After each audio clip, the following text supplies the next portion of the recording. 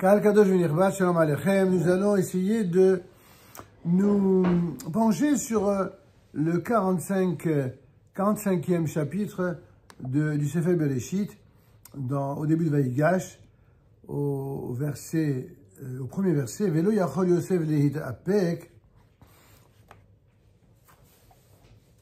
lechol hanitzavim alav vayikra otziu chorish me'alai velo amad ish iti bidvara Yosef elecha. Cela signifie que Yosef ne put se contenir. Je vous rappelle le contexte évidemment des versets précédents. Lorsque Yosef s'est amusé, entre guillemets, à éprouver ses frères pour savoir s'ils auraient été capables d'agir vis-à-vis de Binyamin comme ils ont agi avec eux-mêmes, pour savoir s'ils avaient fait des chouvas, s'ils avaient gardé un remords de ce que ces derniers lui avaient fait. Alors, il va réagir lorsque son frère va lui dire « Ne voyons pas paraître le jeune homme, c'est-à-dire Binyamin, alors son père mourra, et tes serviteurs auront fait descendre les cheveux blancs de ton serviteur, notre père, douloureusement, dans la tombe. » Il est en train de parler avec son cœur et son âme. Et poursuit le texte, en français, je le dis cette fois, car ton serviteur a répondu de cet enfant. Il s'est porté garant à son père en disant, si je ne te le ramène, je serai coupable à jamais envers mon père. Donc, de grâce, c'est donc Yosef, c'est donc Yehuda qui va dire à Yosef que ton serviteur, à la place du jeune homme, reste esclave de mon Seigneur. Et que le jeune homme reparte avec ses frères. Qu'est-ce qu'il lui dit grosso modo? Il lui dit, je t'en supplie, laisse partir mon frère Binyamin qui est le plus jeune, parce que mon père en mourrait. Et moi Yehuda, eh bien, qui suis celui qui va représenter la royauté d'Israël, eh bien, j'accepte d'être esclave. J'accepte de m'humilier, pourvu que je porte garant de mon frère et que mon père puisse ainsi être tranquille. Car comment retournerais-je près de mon père sans ramener son enfant? Pourrais-je voir la douleur qui accablerait mon père? Quand Yosef entend tout ça, ce Yosef qui a joué, entre guillemets, l'homme sans cœur, le vice-pharaon d'Égypte, l'âme et le cœur de Yosef vont réagir, ils vont littéralement exploser. C'est ce que dit le verset. Velo yachol Yosef litapek. Yosef ne put se contenir. Et malgré tous ceux qui l'entouraient, donc il y avait des témoins, et puis les murs des oreilles, y compris à l'époque de Pharaon, alors il s'écria, faites sortir tout le monde d'ici, et que nul homme ne fut présent lorsque Yosef se fit connaître à ses frères. Et il éleva sa voix avec des pleurs, et les Égyptiens l'entendirent, évidemment, comme je vous disais, les murs des oreilles. La maison de Pharaon l'entendit.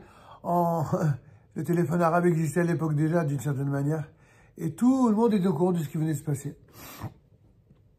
Et Yosef dit à ses frères, « Je suis Yosef. Mon père vit-il encore ?» Mais ses frères ne purent lui répondre. Pourquoi? Mettez-vous à leur place. Ils ont quitté un garçon, leur frère, qui était tout jeune, qui était imberbe, et qui était censé avoir été vendu en esclavage, et il se retrouve devant le vice-pharaon d'Égypte, qui est certainement le deuxième homme le plus puissant au monde, qui est en train de leur dire que c'est lui. Ils étaient frappés de stupeur. Yosef dit à ses frères, « Approchez-vous de moi, je vous en prie. » Et ils s'approchèrent.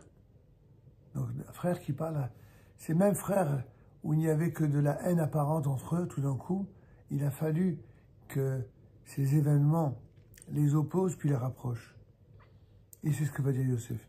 « Je suis Yosef, votre frère, que vous avez vendu pour l'Égypte. » Et il leur rappelle.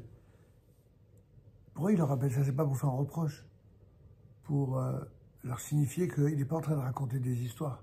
Il n'y a que Yosef, Hatzadik, qui pouvait savoir qu'il avait été vendu par ses frères. Donc c'est pour, c'était mieux qu'une carte d'identité.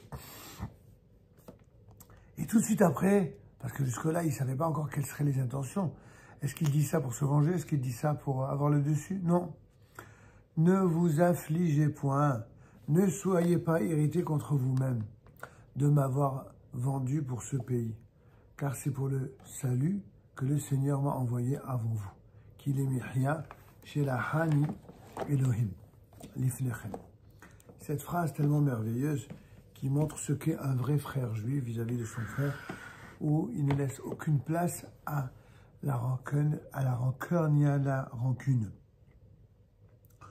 Le Rav Tzvi Yehuda Cohen Kook Alav Shalom explique de manière très intéressante ce fameux Lemihya chez la Hani Elohim Lifnechem. Dieu m'a envoyé en quelque sorte avant vous pour le salut, pour la subsistance, pour la vie. Ayat Tzorech chez Yosef Yered Mitzrayim. Dit le Rav Kook.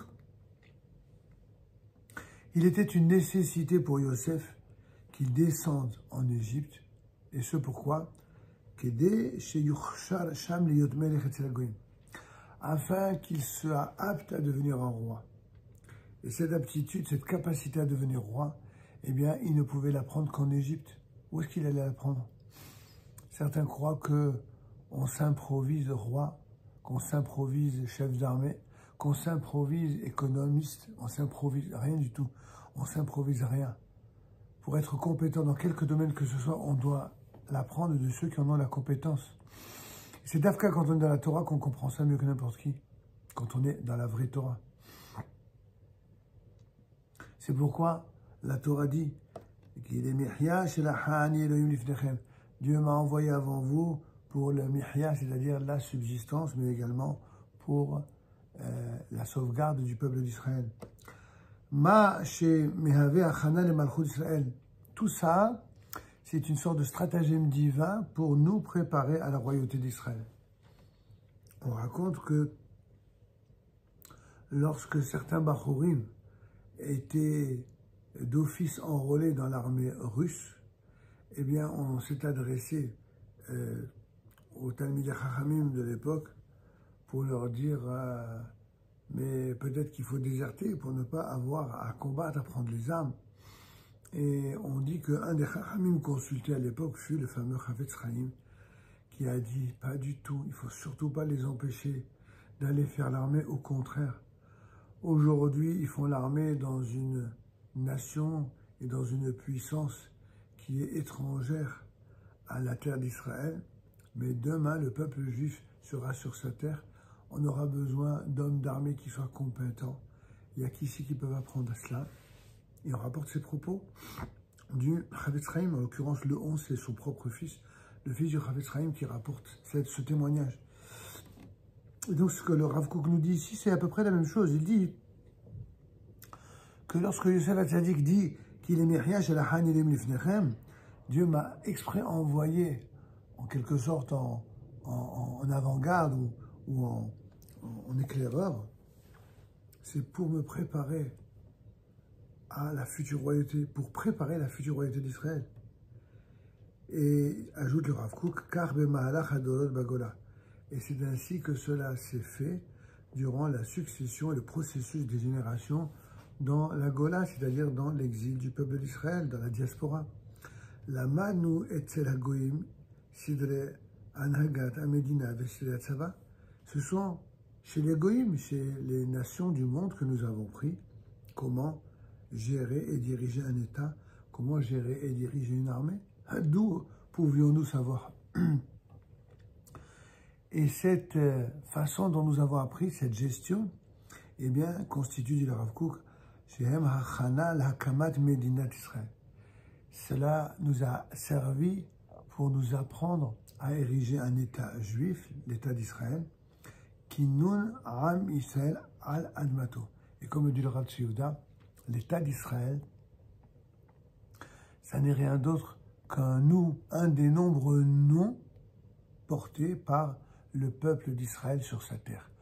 Quand le peuple d'Israël est sur sa terre, alors ce peuple s'appelle Médinat Israël. En tout cas, depuis 1948, Médinat Israël, c'est ça. C'est le peuple juif sur sa terre. Ce que malheureusement certains parmi nos frères bien-aimés de Torah n'ont pas toujours compris, n'ont pas toujours admis, n'ont pas toujours compris que c'était ça, la volonté d'Hachem, de passer par cette étape qui, bien entendu, ne reste qu'une étape. Évidemment que l'objectif ultime, ça reste l'avènement du roi d'Israël qui sera le Melech HaMashiach. Mais en attendant que cet avènement ne se réalise, il existe une étape de préparation à cet avènement. Et cette étape de préparation, c'est l'État d'Israël. C'est ce que le Rav Kook a compris, en tout cas dans le monde ashkénaze, c'est celui qui l'a compris avant pratiquement tout le monde. Ce que certains, progressivement, se mettent à comprendre, même si, teintés d'idéologie, ils ont du mal à reconnaître qu'ils ont commis une erreur avant.